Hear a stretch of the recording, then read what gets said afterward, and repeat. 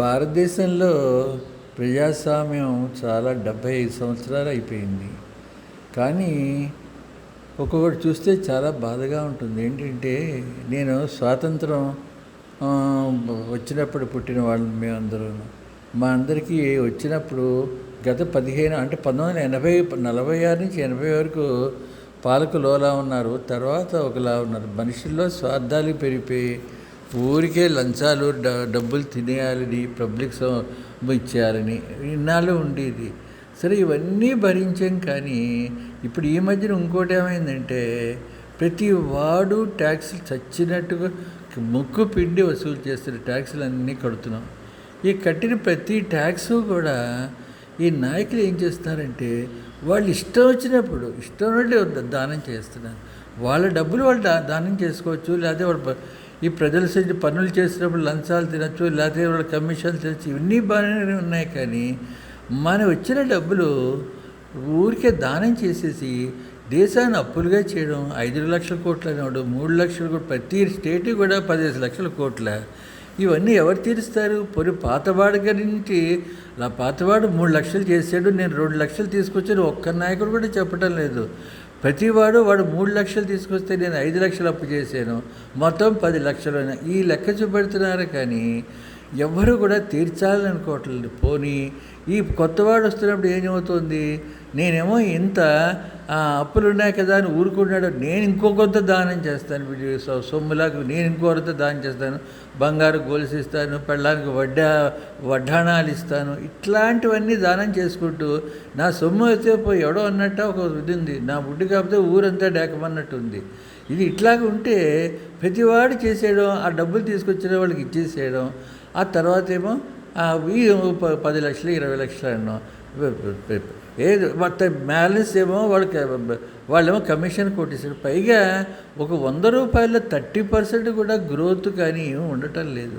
అది చేశాను, ఇది చేసి నేను ఎకరానికి పావలాగా ఇస్తాను ఒకడు, ఎకరానికి రూపాయి ఇస్తాను ఒకడు, లేకపోతే నేను ఉత్తినే ఇచ్చేస్తాను ఒకడు, 50 ఎకరాలు ఇస్తాను ఒకడు, బినామీల పేరుతోటి నేనే కొట్టేస్తాను.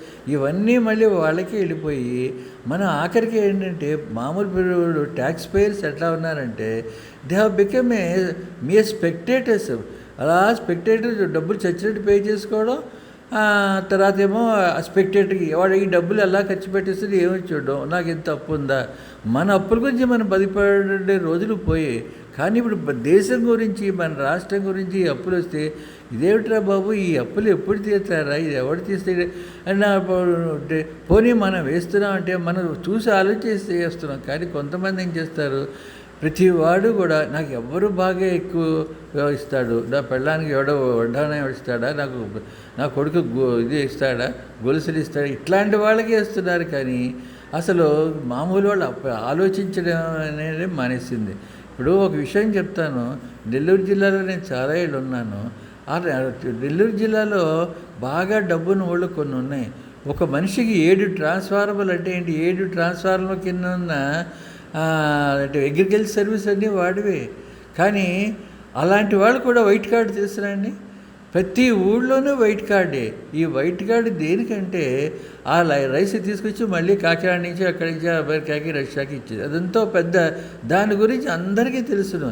ఈ మధ్యన మన డిప్యూటీ సీఎం గారు దాని గురించి చాలా కష్టపడి ఇచ్చేసారు. తర్వాత మళ్ళీ ఆయన వచ్చేదో మామూలు ఆయన కూడా ఊరుకున్నారు. దాని గురించి నాకు నా చేతుల్లో లేని అట్లా ప్రతిదీ దానం చేసేయడం, ప్రతిదీ లంచాలు తీసుకోవడం, ప్రతిదీనేమో ఇచ్చేస్తే మనం ఇంక ఎన్నాళ్ళని ఇలా ఊరుకుంటామండి.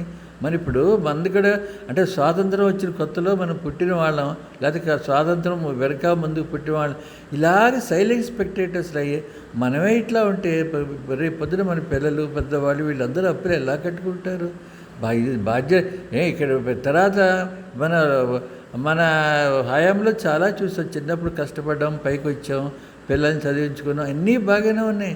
కానీ ఫ్యూచర్లో పిల్లలకి ఎవరికి ఇది లేదు, ఎవరికి ఉద్యోగాలు ఉండవు, ఎవరికి గ్యారంటీలు లేవు.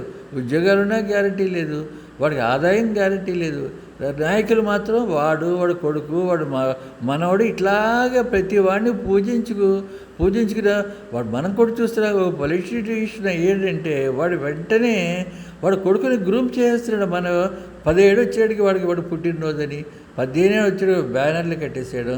యువ నాయకుడు తర్వాత ఏమో భావి భారత పౌరుడు, భావి భారత నాయకుడు ఇట్లాగని చెప్పేసి మనందరినీ మోసాలు చేసేసి ఆఖరికి common man is become a pool and tax payer is idiot అనే పరిస్థితిలో ఈ దేశం తీసుకెళ్తారు. మనం ఎన్నాళ్ళండి భరిస్తామండి?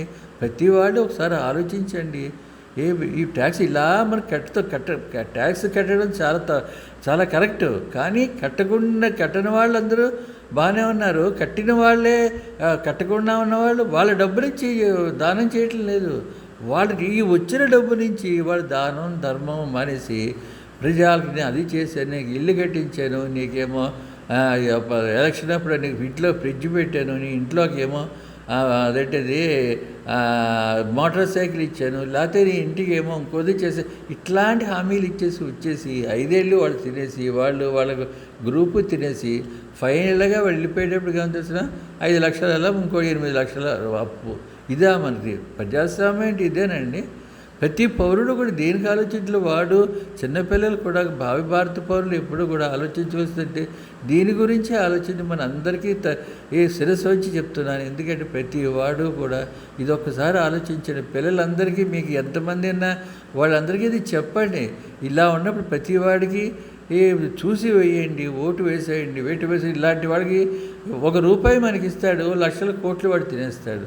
3 తరాలు 4 తరాలు 5 తరాలు వాళ్ళే తినాలని కాక వాళ్ళే పైగా ఏమనొస్తాడు, పతివ్రతలాగా వస్తాడు.